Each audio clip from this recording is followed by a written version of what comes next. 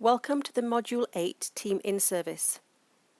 As we already know, effective communication relies upon many different variables.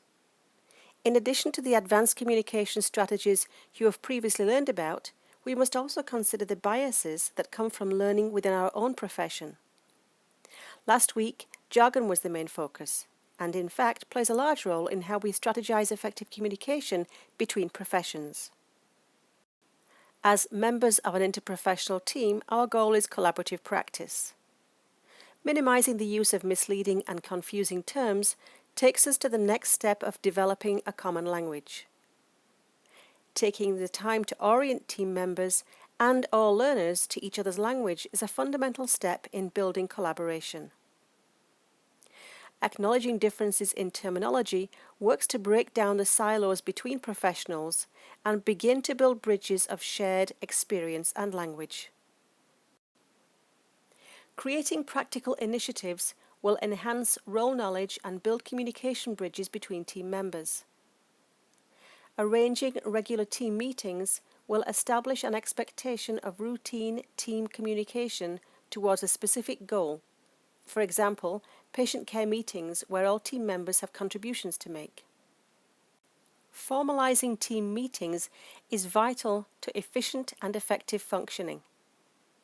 The group can determine the purpose, length, and timing of these meetings.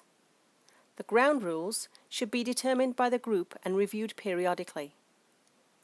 A component of reflection on task and process should be incorporated to facilitate improvements in team functioning.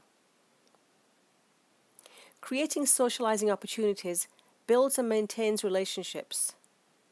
Interprofessional socialization is an important component of interprofessional communication.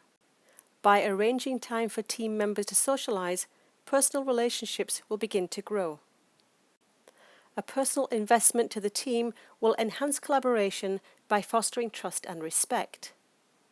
Social events also encourage health wellness for team members, leading to a healthier working environment. Knowing the members of the healthcare team also enhances role knowledge. It can be difficult for patients and staff to keep track of interprofessional team members in teams that are large in number or have a high member turnover rate. Teams can create and display a photo identification wall of interprofessional team members for staff and patients. Lacking clarity in other professional scopes of practice, schedules, and workloads often leads to missed collaborative opportunities. It is better to discuss the appropriateness of referrals rather than make assumptions.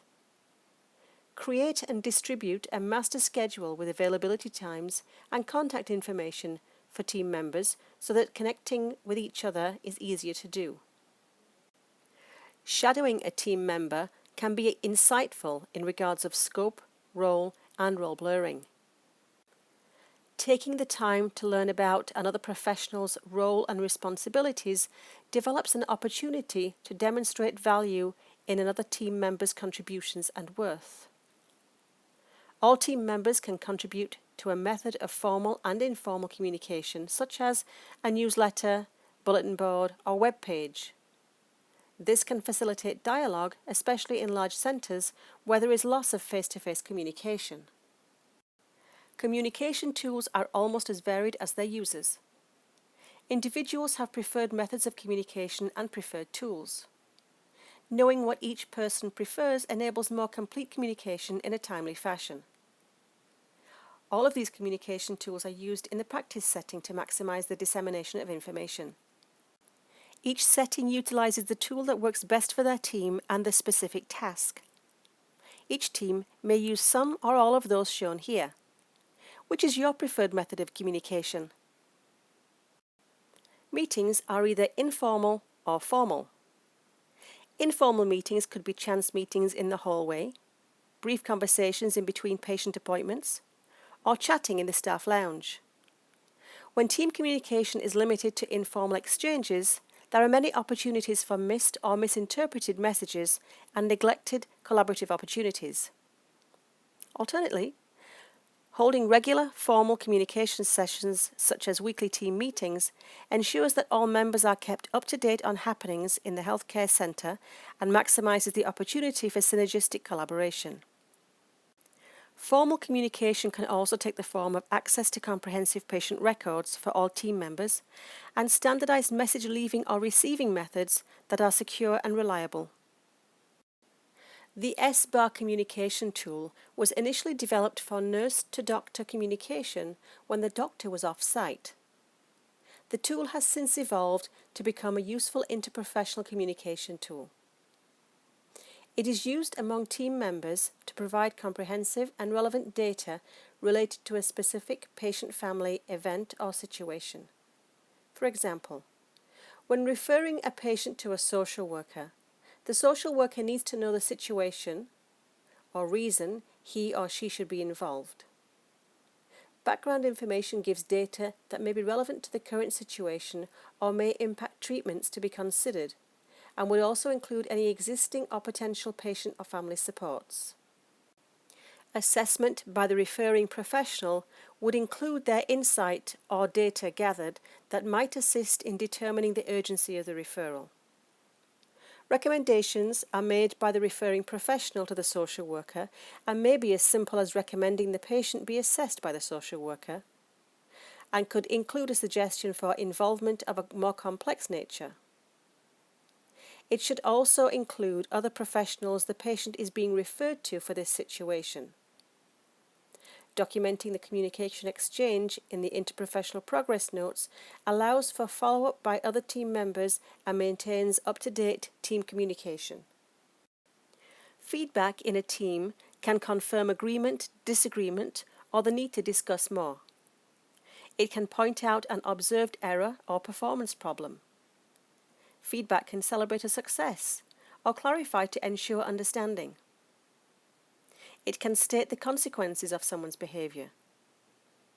Feedback has a variety of purposes in a team, such as seeing clarity, reaching consensus, reflection, or expression.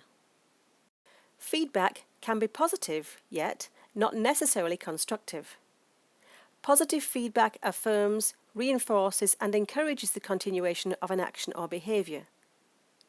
Constructive feedback corrects, modifies, or improves performance and is conveyed through supportive language. When given, it should be specific, immediate, honest, and actionable.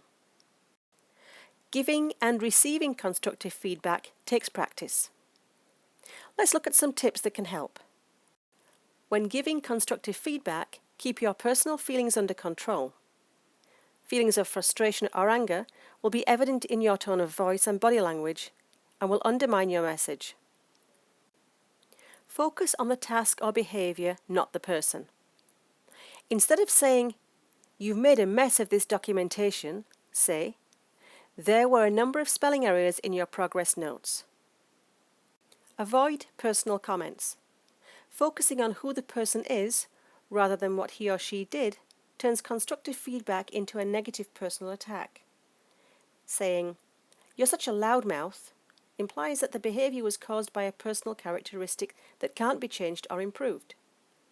It is much more helpful to say, "You spent a lot of time talking during the meeting and didn't let others have an opportunity to speak." Comment only on behaviour that a person can do something about. Don't make remarks about circumstances that the person can't change, such as physical appearance, or that are out of his or her control, such as project decisions made by a manager. It only causes resentment and frustration. Be specific. Give clear examples of what has been done right and what areas need to improve. General comments like, "This report wasn't very good," are not as useful as, "The issues in Section 1 were clearly stated, but Sections 2 and 3 didn't provide enough analysis of the incident that occurred." If the feedback is entirely positive, you can still be specific in your comments. For example, instead of "good job," say, "You showed a lot of initiative in setting up a family meeting to explain our team plan of care." Give feedback in a timely manner. Don't wait days or weeks to provide feedback. Both positive and negative feedback should be given as soon as possible so that events are still fresh in everyone's mind. However, if you don't think you can address the situation calmly, take some extra time to cool off. Be direct. Don't beat around the bush or give mixed messages. Qualifying your comments with a lot of ifs, ands, or buts only confuses the issue. Give feedback in a clear, straightforward, and sincere manner. Ask for the other person's point of view and listen to what they have to say. There are two sides to every story. Agree on targets or outcomes. Discuss what needs to be done to improve or change the behaviour and agree on a way of getting there. Establish a timeline for change and a method of measuring improvement. Use constructive feedback regularly. Try to respond to people doing things right as often, or even more often, than you respond to them doing things wrong. When receiving constructive feedback, listen carefully to what is being said to you. Be sure that you understand the feedback. Summarize or restate the feedback for the other person to be sure there are no misunderstandings. Take notes so you can review everything that was said at a later time. Control your feelings and try not to be defensive. Ask for examples to clarify the feedback and put it into context. Decide what to do with the feedback. Listen and change, listen and gather more information, or listen and ignore. Consider your other experiences. Have you been given similar feedback before? Does it fit a pattern? Is it time to change? Check with others. Did other people involved in the incident or project have the same feelings about your efforts? Thank you for attending this in-service. As was said at the last in-service, communication can be a challenging process and mastering it is a lifelong journey. I hope you use what you learned in this in-service to help you in your team peer feedback to the discussion board peer responses. You can use the information on the S-Bar communication tool to help you in your case scenario questions. Having an understanding of the purpose and methods to facilitate a common language among professions can be applied directly to the practice setting. Some or all of the practical initiatives that enhance role knowledge, such as identification boards and team communication newsletters, will be seen in the practice setting. You'll see activities that foster team communication, such as the different types of meetings highlighted in this in-service. Having a clearer understanding of the ways to facilitate interprofessional communication is beneficial in the practice setting. You should also find this helpful when you consider the questions of the Module 8 case scenario and the unfolding scenario questions in the coming weeks. In addition, you will be able to apply what you've learned in this in-service to the Test Your Knowledge quizzes and activities. See you at the next in-service and have a great nursing shift.